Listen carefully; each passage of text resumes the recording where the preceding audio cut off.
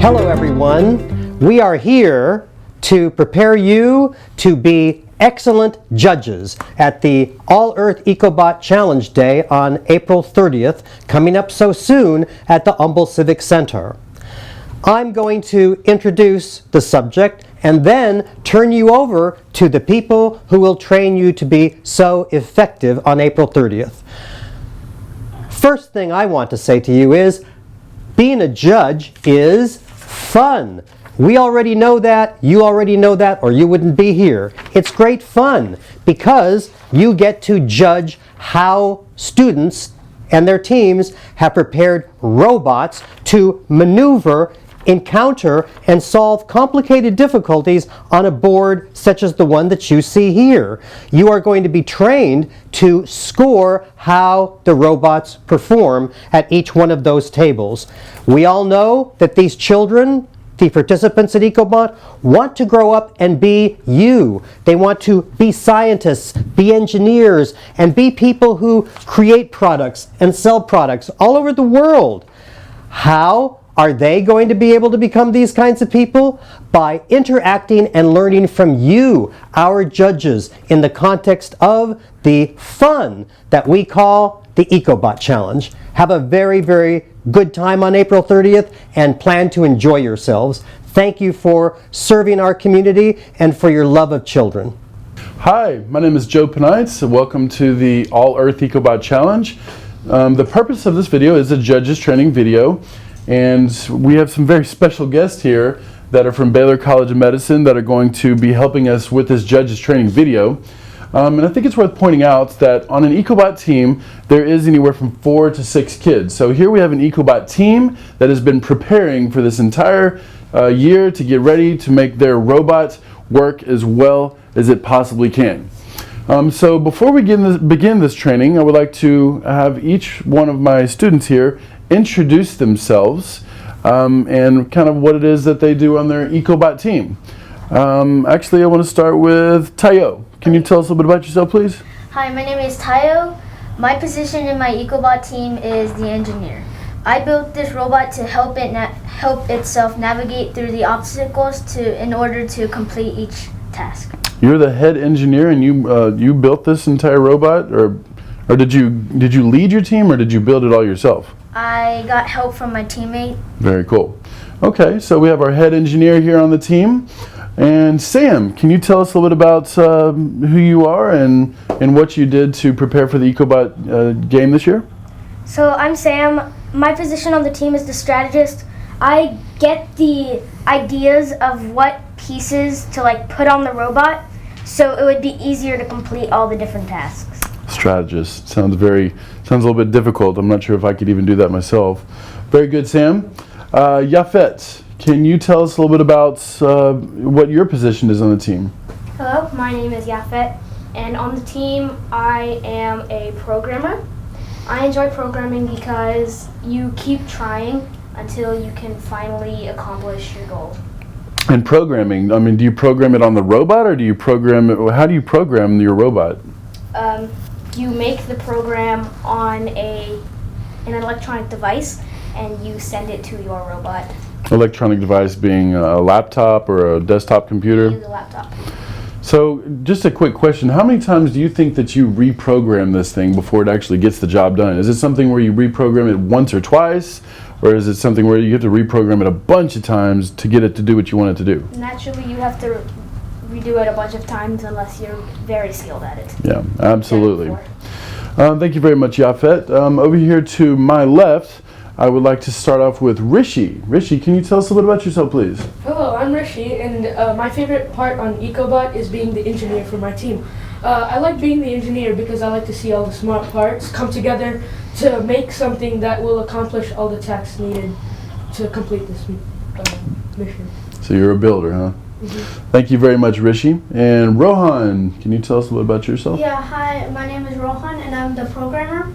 And my job is to do all the missions, to make all the deliverables, go through all the missions, and yeah. Very good. And last but certainly not least, we have AJ. Tell us a little about yourself, AJ. Hi, my name is AJ. I'm also another engineer on the team. I like being an engineer because I like to use my hands a lot, and I like to make new things come together, and I like to make things better for my team to help them win. And thank you very much, guys. As you can see, an Ecobot robotics team is a very diverse team with lots of different skills. Each one of the kids brings a different skill set to the table, and that's what it takes for a team to work. And these kids, they work for months and months to make sure that their robot is ready to rock and roll on game day. On game day, I'm going to be your head judge, and I will be there to assist all of you, as well as these kids will be here to be your ambassadors on game day. And you know, this is one of the things that we do to make sure that you guys are feeling comfortable, and you also have the resources you need to make the best decisions on game day. Thank you very much. The purpose of this section of the video is to talk to you a little about some of the very general concepts of what you're looking at here on the game board.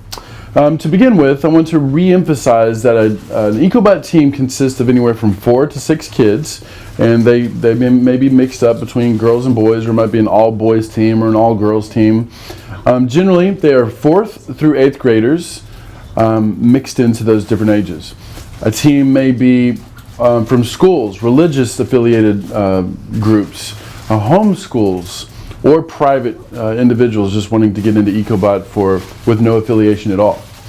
And also, when a team comes to you, you'll notice that on a team, the kids all have different roles. The team dynamics are very diverse.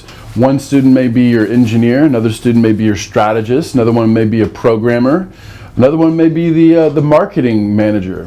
But on a team, the kids actually get to decide who does what and how the team goes. And as a judge, you don't really have to worry about that too much, because as a judge, you're just going to be looking at what points are acquired and how they're acquired, and make sure that no fouls happen. Moving a little bit closer to what we're looking at here, we are looking at a standard game board.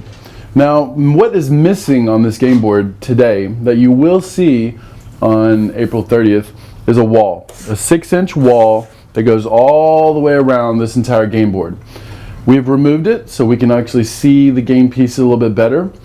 And what we have here is our mat. This is a 3x5 mat, 3 feet by 5 feet mat, and it represents quadrant planes. We have quadrant 1, quadrant 2, 3, and 4, and it has grid marks.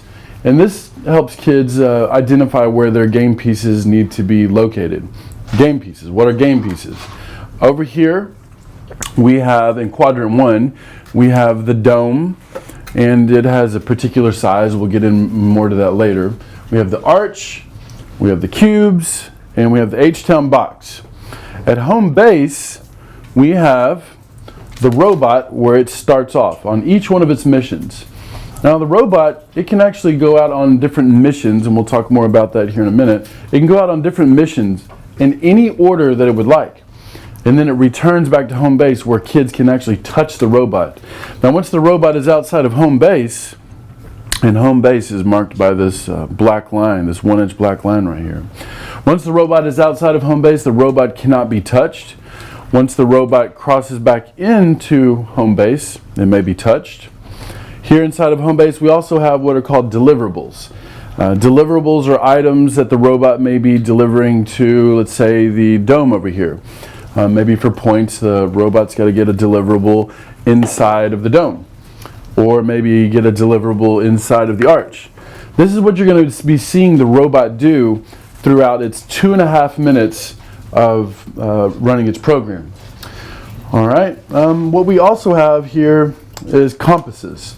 In each one of the different quadrants, you'll see that we have compasses. And those compasses are there to help the kids know where to get their game pieces. And that's another thing that we'll get into a little bit later. And that kind of wraps up our broad overview of the game. And next we'll be going into the cubes.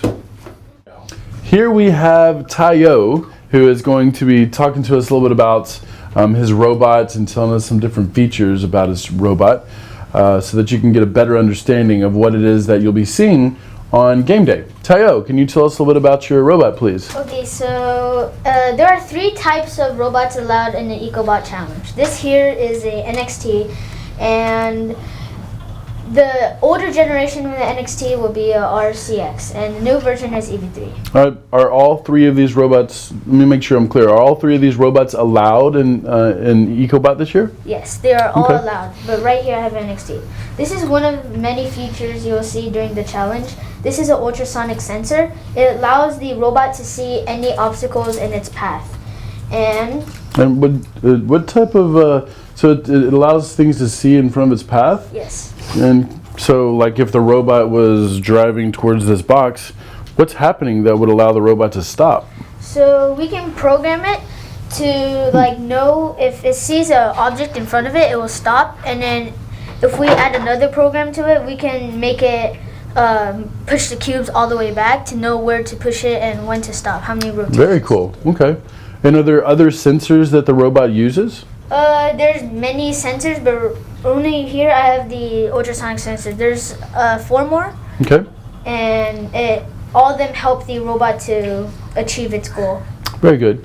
Also, let's talk a little bit about the size constraints of your robot. What are the different size constraints? The length of the robot should be, the max length of the robot will be 12 inches. The max length of the, max width of the robot will be 12 inches, and the max height will be 16 inches. Okay. Is there a certain size? How can the robot be as small as it wants? It can be smaller, but it cannot go over the max length. Absolutely. So we're looking at 12, 12, 16. And I would like to point out for judges out there that the inside dimensions of home base are 12, 12.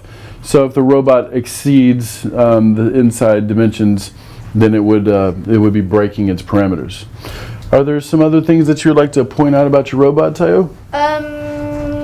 I can point out that during the challenge, you cannot use a remote control to help the robot navigate itself through the obstacles. You have to program it in order to navigate itself through the obstacles. So we spent months and months programming it in order to complete its obstacles. Very good. And I would like to add, whenever students use a remote control to make a robot work, they're typically talking about a cell phone. If you see a cell phone out and a kid doing this, that pretty much means that they're using their cell phone to control a robot, and that's not allowed. This robot that Tayo has created, and all the other students at EcoBot, it's all fully autonomous. They push this button, run a program, the robot does its thing, and then comes back to home base. And this is why it takes months to program these robots, because they go through trial and error, maybe 100 times before the robot works perfectly. One last question I'd like to ask you about size constraints. Do the wires count in the size constraints? Yes, it does count. Oh, it doesn't count. Yeah, you're right. Thank you very much, Tayo. The wires actually do not count in the size constraint. So this robot, if it was 12 inches wide right here, the wire hanging over the black line, it doesn't matter because that's not included in the size constraint. Well, Tayo, thank you very much for taking the time to talk to us about your robot, and you have a good day. You too. All right, here we are with Rishi, who is going to be helping us out with the next section of this video, which we are now going to be talking about the Cubes game, which is game 1 of 4 inside of our EcoBot Challenge this year.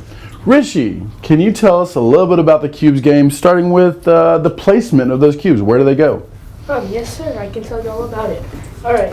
So the placement of these cubes go at -9, and they can be any width apart. They can be touching, they can be 2 inches apart, or any you choose. Can we switch the arrangement of these around? Switch this over here and put this over here. Okay. It's your choice. All right, thank you very much, Rishi, with the placement. And now, can you tell us a little bit more about the size constraints of these cubes? These cubes are, well, they're cubes, but how small and how big can these cubes be? Alright. The first cube, it can be between 1 to 2 inches, and the second cube can be 3 to 4 inches, and the third cube can be 4 to 5 inches. Okay, and I think it's important to note as we begin this judges training video that here we have standard sizes. This is just a constraint.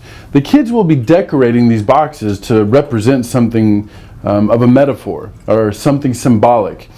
For example, maybe we would have Maslow's hierarchy of need. And I think, Rishi, you can better explain, whenever we want to get points with these cubes, what does the robot have to do with these cubes from here forward? Alright, so your first task would be pushing all the cubes back to touch the orange compass. That would automatically give you 3 points, right? And then if you stack it too high, then that is 5 points, and this is 5 points as well. No, 7 points. This That's is 7 points. Good job. And if you stack it 3 high, it's 10 points, which is the maximum amount of points that you can get in game 1. Now, I'm curious. You say when you stack it. Now, what is actually doing the stacking? Can you demonstrate maybe how a robot could possibly do this?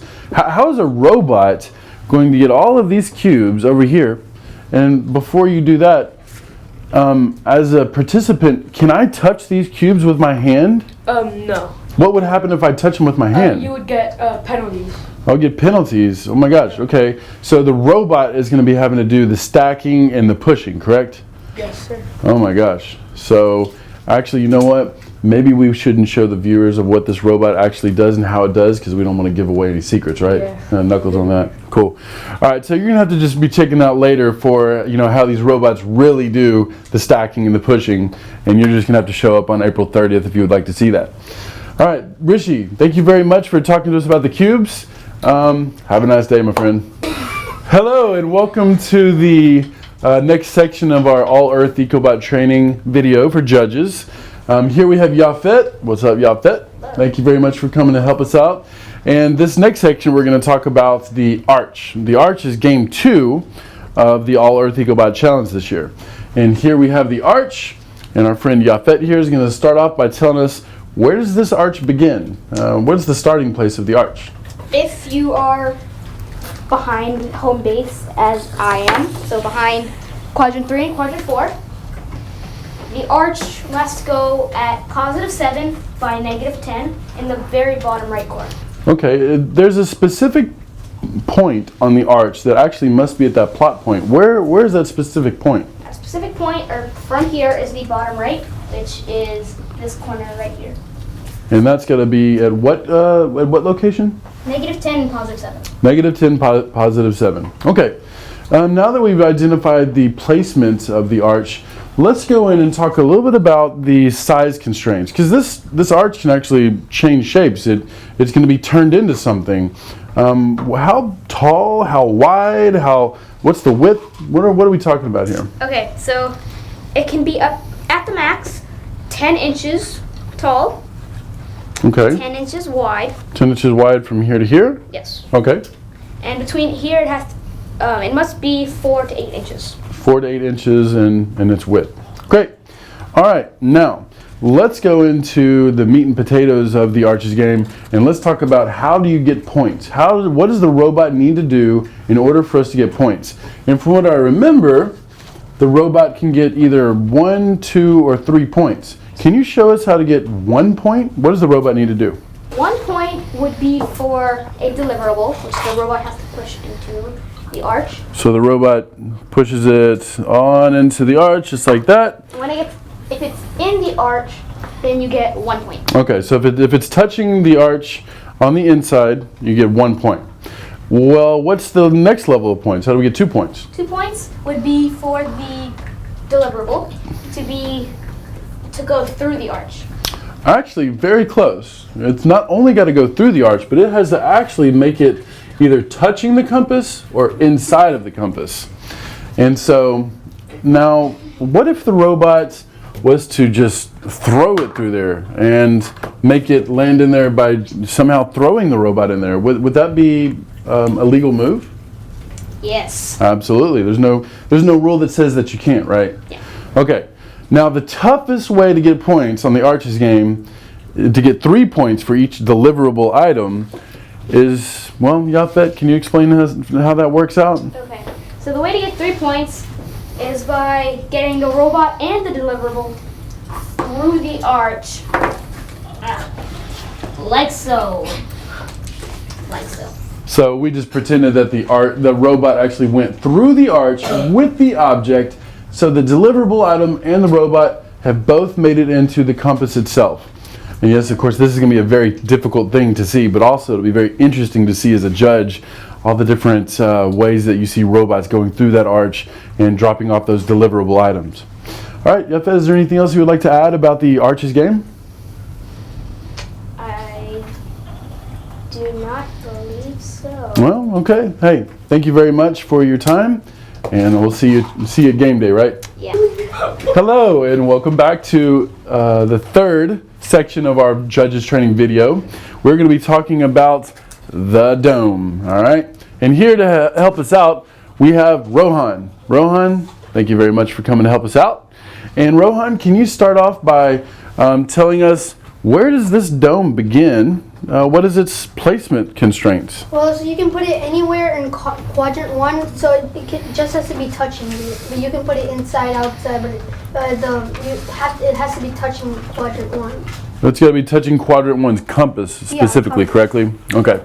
All right, so even if right here, this dome is barely touching the outside of the compass, does this count? No. It has to be completely touching it. Correct. Yeah. So it's got to be. And is this complete? Well, let's start that one over. It is true that right now this is okay because it's touching the compass. Yeah. So I mean, I just want to make sure that we get that clear because I don't want anybody to think otherwise. Okay. The judges need to know. Here we go. Here we go. 3. Hold on. I got to get this thing to stay because it keeps on falling over my neck. Okay. Here we go. 3, Put it in your pocket. 2, 1, action. Hello and welcome to section 3 of our judges training video. Here we have Rohan here to help us determine the placement and the constraints and the points for the dome challenge. And here's somewhat of what a dome may look like on game day. Rohan, can you start us off by telling us a little bit about where the dome begins? Yes. So the dome has to be either touching the outside of the compass or it has to be in the compass. And it has to be in compass 1. Okay, so if I do this, is this okay? Yeah. How about this? Yeah. How about this? No, it's not. No, okay. So as long as it's beginning inside or touching the compass, we're good. All right, let's move on to talk about the size constraints of the dome. What are we looking at? I notice here that we have an opening at the bottom, an opening at the top. Can you tell us a bit more about that? Yeah, so the bottom can be 7 to 9 inches long, and the top can be no more than 4 inches long. And when you say long, are you speaking about diameter here? Diameter. Okay. So what was the diameter of this hole here? 4 inches. Okay. And this one was 7 to 9 right here? Yeah. Okay, cool. I think that there was some kind of a dimension where this top hole had to be a certain height from the mat. It has to be at least 3 inches from the mat. Okay.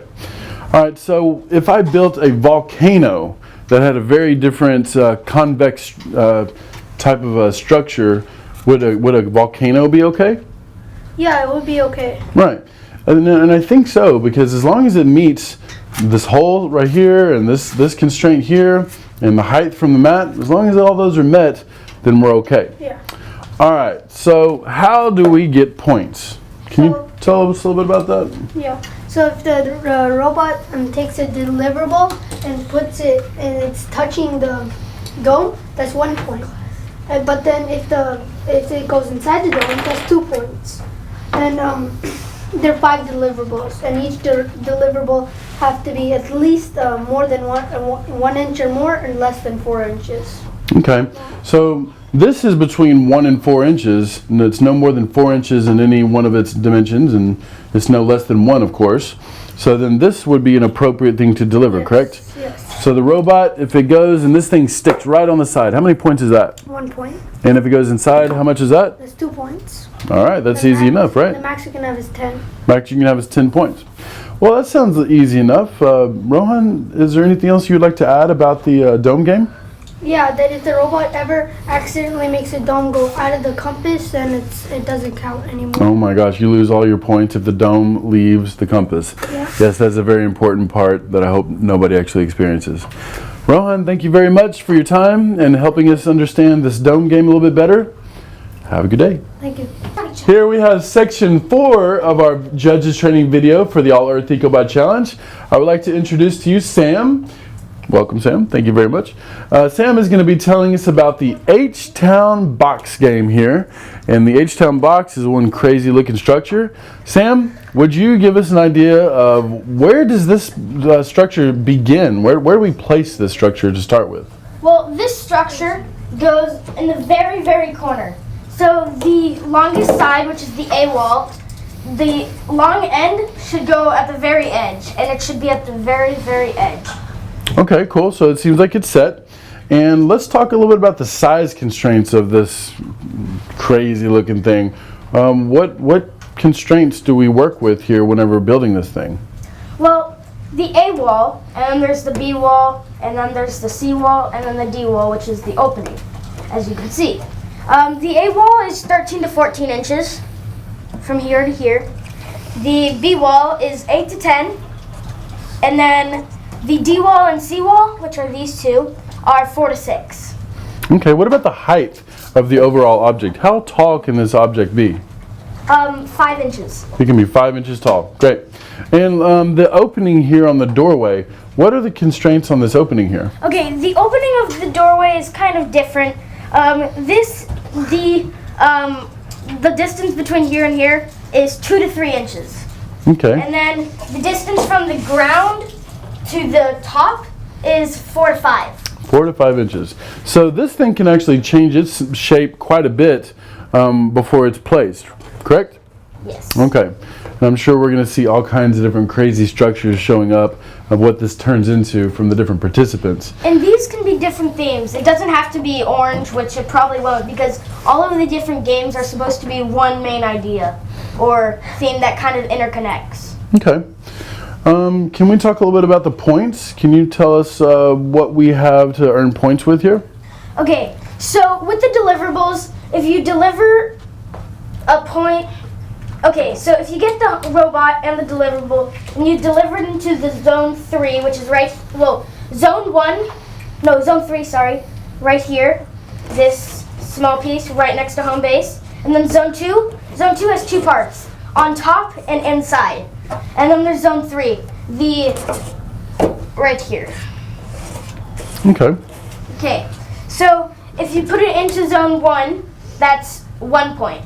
If you put it on top of zone 2, that's 2 points. If you put it inside zone 2, then you get 3 points. And to demonstrate what inside means, let's take a closer look at that here. Show us what inside the zone 3 means. Completely inside the little box. That's right. And as I look over the top of this box here, I can't see the deliverable because it's gone all the way inside of the box. All right, cool. And so those are all the deliverable items that come from home base. How many deliverable items can we work with here from home base to this object? 4. 4 items. And I would like to point out that at the arch, it was also 5 items. I'm sorry, it was 5 items. At the dome was 5 items. But the H-Town box is only 4 deliverable items. However, there is a 5th item. Can you tell us about that 5th item? The 5th item is the retrievable, which goes right here on the compass, right here. There are 2 different types of points you can get. You can put it into zone 3, which gives you 3 points. And then there's another where you can put it in zone 1, and that gives you 1 point. So, as you can see, the robot just does this. Doop, doop. And then it goes in, 3 points. If it goes and pulls it and then pushes it into the home base, that's 1 point. Very cool. All right, before we wrap up this section of the training video, is there anything else you would like to add about the H-Town box? There's one more thing. The max points you can get on the H-Town is 18. So. My gosh, that's a lot of points. I think that's actually more points than anything else on the map. Yeah, 10, 15, 13, 13, 15, and then 18. Oh my gosh, thank you very much for your information. All right, well, Sam, cheers, and you have a good day, and thank you so much for your help. Thank you. All right, here we are with the very final section of our judges training video for the All Earth EcoBot Challenge. And here we have my friend AJ. Hello, AJ. Hey. And AJ is going to wrap up this judges training video with some final thoughts and some tips to help judges understand some things that maybe we didn't discuss previously with our other segments. AJ, take it away. Alright, so first I'm going to just touch on about if you touch anything outside of home base with your own hand, it's void, meaning that you can't use it anymore. So, and also, the themes for all these objects are going to be different. Say, for that dome, I'm going to want to switch it out for this. Different designs. So who builds these things? Who builds these different game pieces? You have to build it yourself. Okay. And then you can do it for every game piece. So basically, with these orange structures right here were just they were just raw models to show us constraints. What in the heck is this? What is going on here? This is a building showing different special forces that are helping us, like a doctor, a nurse, a police, and a firefighter. And it kind of shows, it looks like it shows process because there's legs, torso, head. And so I guess that's the whole reason why they wanted to stack it up like that. Does it make sense? Yeah. Okay, cool. What else do you have down there? I got a volcano, like you were telling, with Very cool. and I got this arch. Yeah, let's get rid of that orange thing. My goodness, that looks like a cave. Yeah. Is that what that is? I think so. Okay. And then we got a hospital right here. Man. Hospital, a volcano, a cave, process. Is there anything else you have down there that we're not seeing? Oh my goodness. Got a lot of stuff. Whoa, what is this? I got a mouth. You have a mouth. Yeah. So instead of just a wooden block going through there, maybe what could this be going inside the mouth that's symbolic? Food. It could be food going inside the mouth of this object right here. And food goes in there and it goes all the way to the back and earns us more points for getting back to the compass. And also you can actually get have a better award if you have a theme that makes sense. And your theme has to be contributed through the whole game. Okay. Each of the games should have the same theme. All right. And next question I have to ask, the teams, are they going to have to describe what all this stuff represents and its symbolism? Yes, but at first, I think the judges should take a look at it and try to see what the teammates were trying to represent with the games and the themes. And the judges are going to use what to score all this? So do they have something that they use to do that with? Yes, they use a score sheet and a passport. The score sheet tells like how well you did with each of the games, and the passport shows that you have participated. Yeah. The passport shows all kinds of different variable ways in which teammates can participate in the game. Well, AJ, guess what? I think that wraps up our training video. Before we go, is there anything else that we want to add about this game? Yes, also, you can have little props around the games, but when you are playing the game with your robot, you have to take the props off. Okay, so for presentation, extra props are allowed. For the robot round, we got to take the props off and just leave our centerpieces. Yes. All right, man. AJ, thank you so much for coming to help out Thank you. and talk about this game. I think it's going to be pretty fun, right? Yeah. Let's do it.